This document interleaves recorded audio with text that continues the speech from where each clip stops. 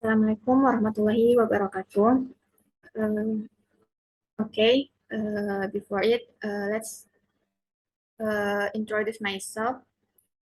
My name is Wanda Lestari, NIM 2000220, and here I want to explain about faktor pendorong perubahan atau pengembangan organisasi pada mata kuliah dasar-dasar pengembangan organisasi dengan dosen pengampu Profesor Dr. Sdinal, MPD, dan Bapak Hadi Afriansyah, SPD, MPD. Nah, baiklah sebelumnya saya dari kelompok 2. Baiklah sebelumnya yang terhormat Bapak Profesor Dr. Rusdina MPD dan Bapak Hadi Afriansyah SPD MPD selaku dosen pengampu pada mata kuliah dasar-dasar pengembangan organisasi ini. Nah, baiklah pada pembahasan materi yang pertama yaitu mengenai faktor internal yang mendorong perubahan organisasi.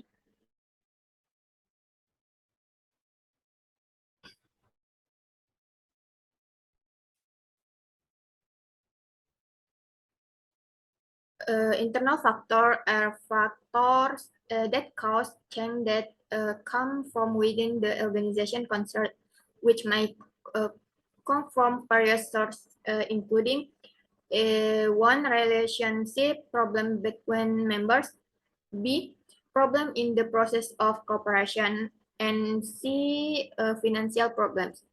In the books written by Mr.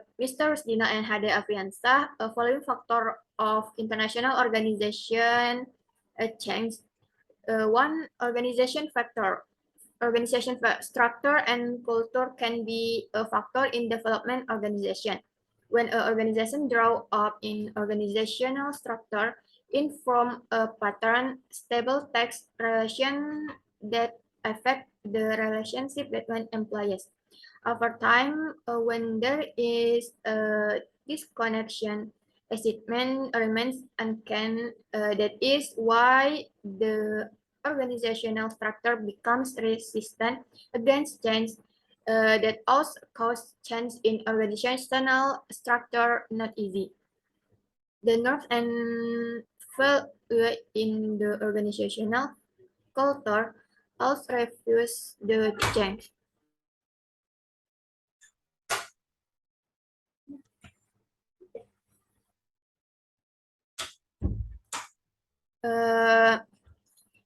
Faktor kedua yaitu a functional factor.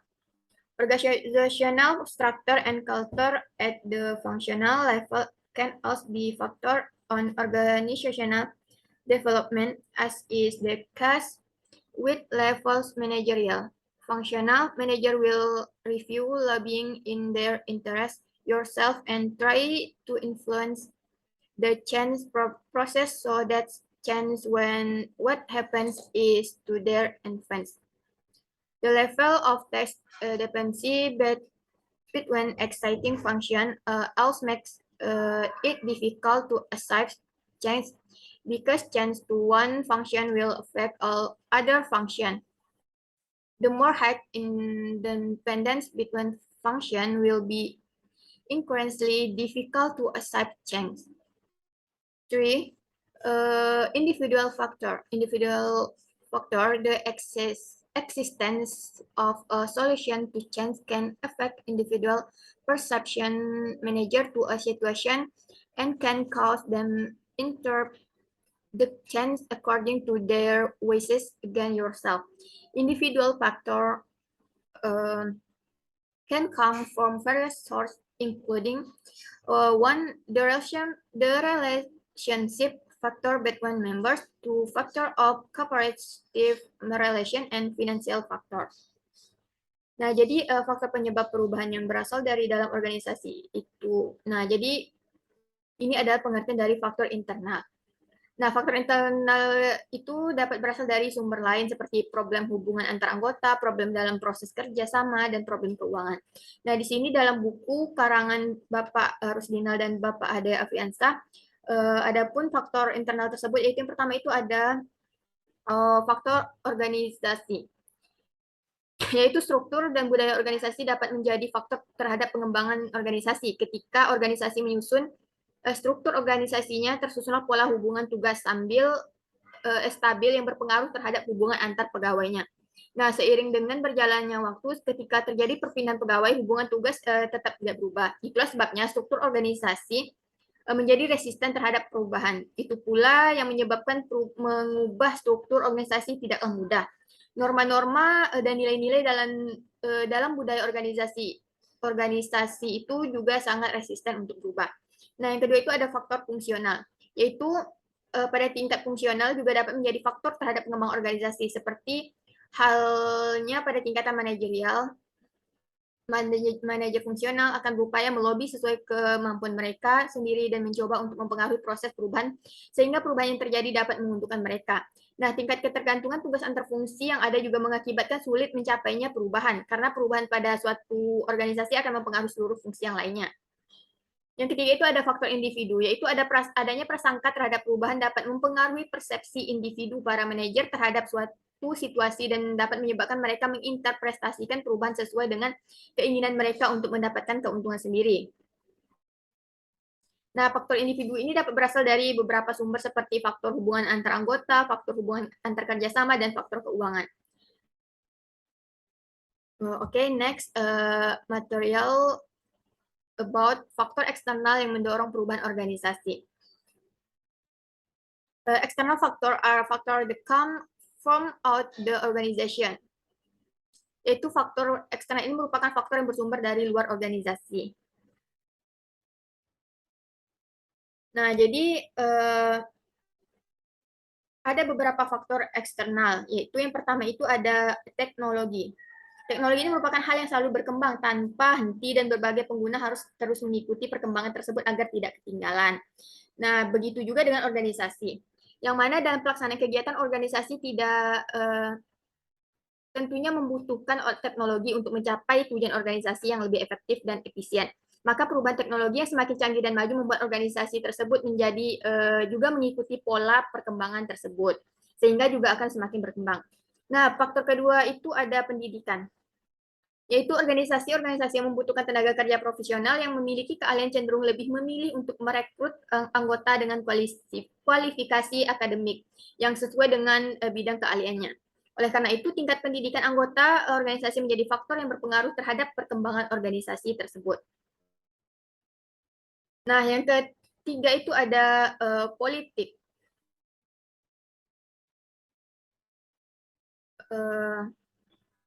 Nah, politik itu apabila ada perubahan politik dalam suatu organisasi, maka organisasi itu harus mengikuti perubahan tersebut. Dan terkadang dengan adanya perubahan tersebut, maka akan memaksa suatu organisasi itu untuk melakukan perubahan. Yang keempat itu ada faktor ekonomi. Kondisi perekonomian yang bersifat dinamis serta tidak dapat diprediksi akan mempengaruhi perubahan dalam suatu organisasi. Jika keadaan ekonomi semakin memburuk, maka keadaan akan memaksa suatu organisasi itu untuk berubah secara adaptif agar dapat menyesuaikan diri dengan keadaan yang ada. Yang kelima itu ada faktor sosial, yaitu perubahan keadaan sosial pada suatu masyarakat yang berada di sekitar organisasi tentu akan mempengaruhi kebijakan yang dikeluarkan oleh suatu organisasi tersebut. Karena perkembangan zaman akan berdampak pada perubahan budaya masyarakat dan berlanjut menjadi fenomena sosial dan akan mempengaruhi suatu organisasi. Yang keenam itu ada faktor budaya, yaitu nilai yang hidup dan muncul dalam masyarakat. Nah, masuknya nilai yang baru dalam masyarakat itu akan menjadikan perubahan kebudayaan yang dipengaruhi oleh nilai dari luar. Organisasi pun turut serta dalam mengikuti perubahan ini agar tetap bisa eksis dan bertahan pada kebudayaan yang baru tersebut. Nah, mungkin inilah beberapa faktor eksternal or external factor. Nah, okay, the next material, faktor penyebab kegagalan perubahan organisasi.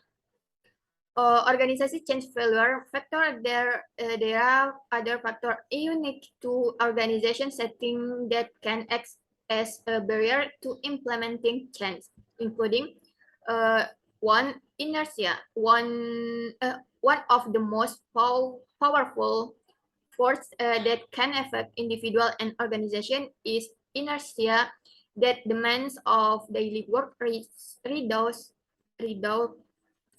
urgency implementation of change effort until it slowly dissipates within the organization.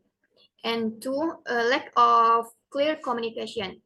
If the information regarding the change is not communicated clearly throughout the organization, the individual will have the perception and different expectation of change. Nah, jadi faktor penyebab kegagalan perubahan organisasi ini ada dua. Yang pertama itu ada inersia. Inersia ini salah satu kekuatan paling kuat yang dapat mempengaruhi individu dan organisasi, yaitu kelembaman tuntutan kerja sehari-hari mengurangi urgensi penerapan upaya perubahan hingga perlahan menghilang di dalam organisasi tersebut. Nah, yang kedua itu adanya kurangnya komunikasi yang jelas. Jika informasi mengenai perubahan tidak dikomunikasikan dengan jelas, maka dikomunikasikan dengan jelas di dalam organisasi tersebut, maka akan memiliki persepsi dan harapan yang berbeda terhadap perubahan. Nah, jadi begitulah beberapa faktor penyebab kegagalan perubahan organisasi. Oke, maybe enough presentation from me. Thanks for your attention and sorry about mistakes or kesalahpahaman atau miskomunikasi. Nah, baiklah saya akhiri. Assalamualaikum warahmatullahi wabarakatuh.